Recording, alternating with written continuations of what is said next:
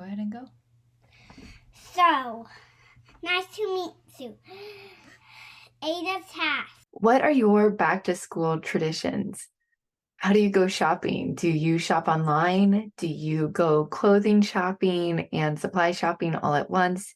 Do you take each of your kids on a special date, or do you go together as a family? Do you have a pool day right before school starts? I want to hear about what your family's back to school traditions are. Our family likes to go hiking. In Iowa, there's a place called the Maquoketa Caves, and it's an absolutely beautiful and magical place. And we like to take the kids hiking, and then we do a little bit of back to school shopping, and we make a special day of it.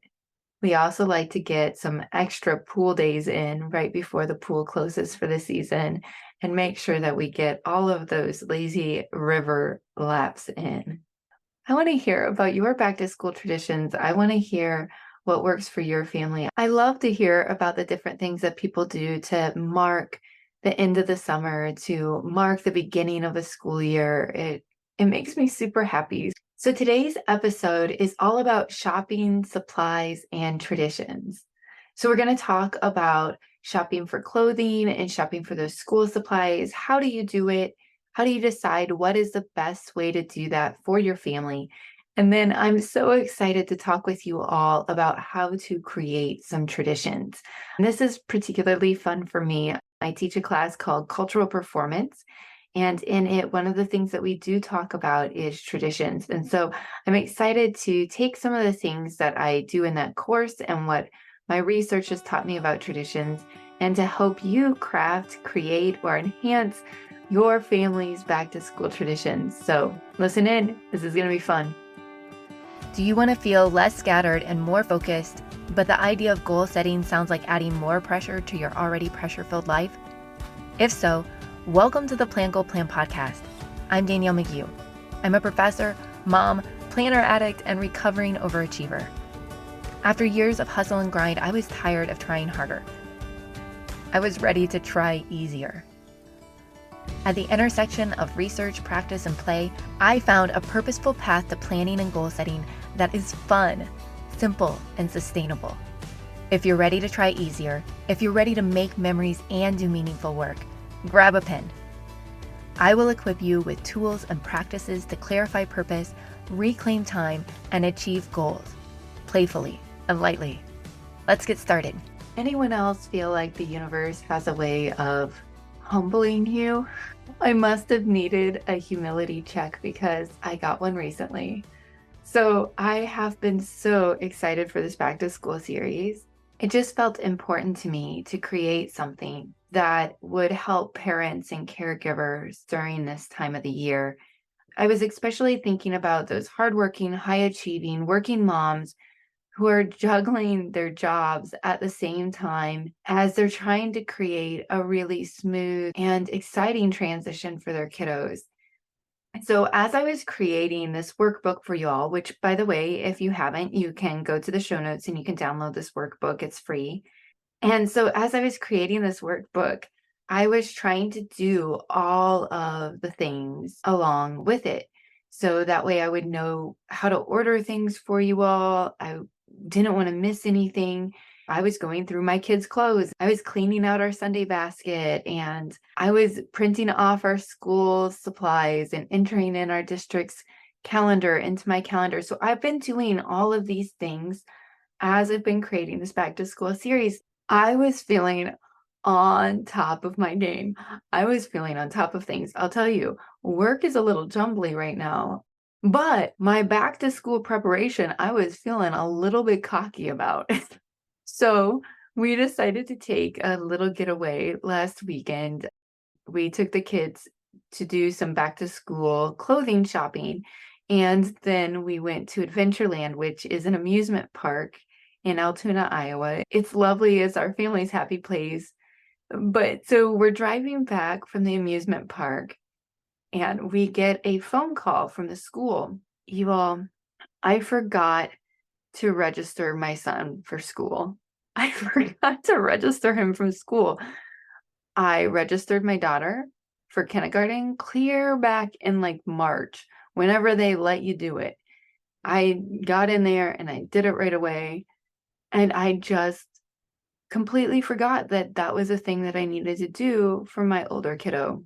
So I just want to let you all know, if you too get a call from the school and you've forgotten to fill out some forms or you forgot to register for school, if it is the first day of school and you realize, oh my gosh, we never bought a backpack or my kids don't have new shoes, it is okay. It's okay. I was a little embarrassed, but I got in there and I got them registered and we are ready to roll now. So I just want to say, as someone who is feeling really on top of things, I still miss something. And while I'm a little embarrassed about it, I've been embarrassed before and I'll be embarrassed again. So it's all right. So today we're going to be talking about shopping for clothing and supplies, as well as creating traditions. For me, the back to school shopping was such a fun event as a kiddo. So when I was growing up, I remember that the back to school shopping, especially for clothes, was something that was really special. I think that we would go and we would do it together as a family when we were a little bit younger. And then as we got older, my mom would take each of us individually and we'd get to have a mom day where we would do our back to school clothing. And I have a lot of really lovely memories about those outings. Before we jump into shopping for clothing and supplies, I do want you to go back to the very first day in the back to school series. And I want you to review your family's goals and priorities that you set at the beginning of this. I think that this is really important, both for how you determine the best way to shop, but also when you're creating a tradition, knowing what it is that you and your family have named as important to you is going to really guide what you end up doing for these things. So, who goes shopping together? Where are you going to shop together? How are you going to shop for clothing and supplies? So, for example, if you have found the back to school shopping to be wildly anxiety producing, I know that I really struggle with all of the crowds in the stores at this time of the year. If this hasn't been fun for you, you might sit down as a family and discuss, is there a better way for you to do it? Could you do your back to school supply shopping earlier in the summer? Does it need to happen on the weekend when the stores are more crowded? Can you just order supplies online and pick things out together that way? Are you going to shop together as a family, or are you going to have like one-on-one parent outings? These are all things that you want to consider. Then, once you've determined those things, I think that you can plan a time to shop, plan where you will shop, who's going to be shopping with who. You can set your budget. And then hopefully, if you've been doing this in the order that I've been working you through things, you've already had some time to clean out your kids' closets. And so this is also a really great time to review your to-buy lists for both clothing and supplies. I think that if you're going to be out and you're going to be shopping, you might also go ahead and add any other household items that you need right now. So in the past, we've always done our shopping for clothes and supplies together. It makes sense to me to batch errands, outings, and do these all at once. But I will say last year we did all of these things together and it was a really fun day, but it was a bit overwhelming. And so this year we did decide to divide shopping for clothes and shopping for supplies into two different sort of back to school experiences. So I want you to think about what works for your family and make some decisions that really are going to honor those goals and priorities that you set at the beginning of this. All right, I want to talk a little bit about traditions. So like I said in the introduction of this, tradition is actually something that I teach in classes. So I teach a class called Cultural Performance, and in that we're really thinking about how do people make culture? How do we spread culture? How do we become participants in the cultures that we're a part of? And tradition is a really important part of creating culture.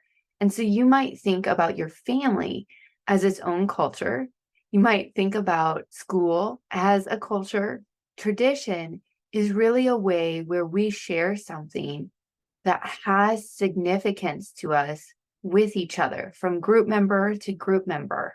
And traditions are behaviors that we do that connect us to other people in the group. It's also something that creates a sense of continuity. We might have shared materials, we might have shared customs, we might have shared stories that are part of these traditions. So when I say continuity, in order for a tradition to be a tradition, it does imply time and repetition. So once you set a tradition, in order for it to stay a tradition, it is something that you're going to commit to doing over and over again. And I don't think that you have to do it exactly the same, but there are going to be elements of the tradition that are maintained over time.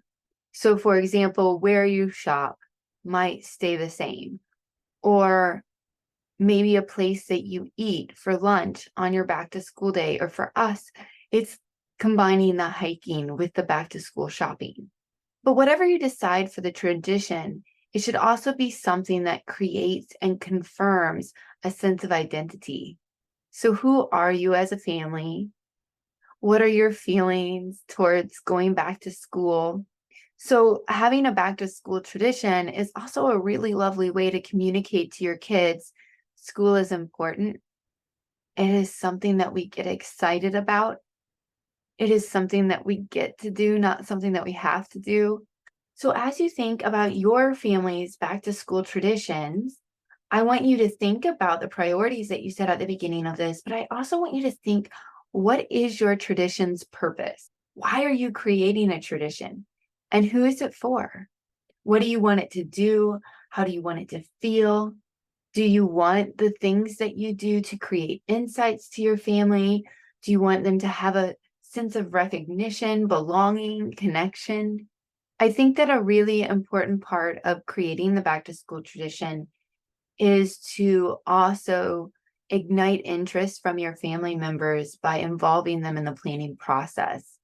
So if they feel like they have input in what the tradition is going to be, I think that they might get really excited about it. But I also think that, for example, when you grew up, if your family had a back to school tradition and you want to pass some of those traditions down, telling the story of your experience with that back to school tradition might be part of the experience, part of the passing down. So you might add new elements that your kids want and have created, but also saying, hey, this is really important for me to include because this is what my mom did with me. So I want you to brainstorm some activities or rituals that might align with your tradition's purpose. And then I want you to think about how you can create some excitement about the tradition. You really want to make sure that this tradition is still different than every day. You want to mark it as we're doing something special now. So once you've created your tradition, this should be really fun. I want you to decide and make a plan of the who, what, when, and where of the tradition. So if you need to make any reservations, do that ahead of time. If there's any items that need purchased for the tradition, to enact the tradition, make sure that you have a plan in place to get those items. As you've been listening to this back to school series, I hope that you realize that this isn't just about being on top of things. This is about creating processes and systems that also create an identity for your family. This is who our family is. This is how we do things.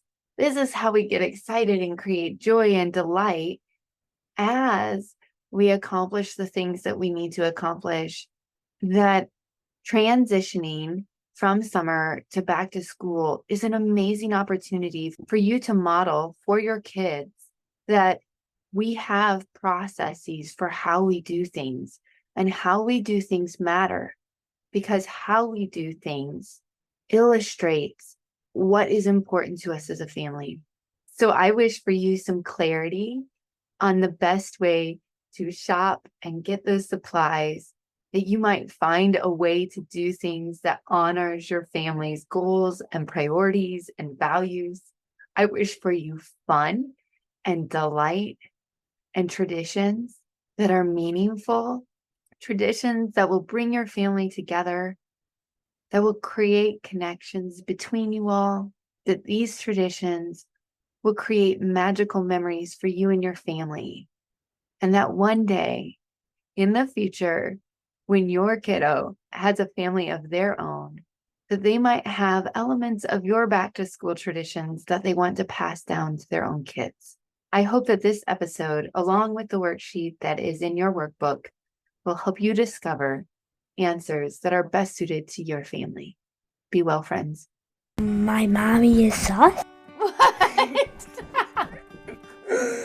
If this podcast has inspired you, guided you, or just made you laugh, the number one way that you can thank me is by leaving a written review for the show over on Apple Podcast. I'm seriously tickled every time that I hear from you all, so pop onto Instagram and follow Plan Goal Plan and digital message me. I want to say hello. I want to geek out about all things planning and goal setting. Keep sensing the possibilities, y'all.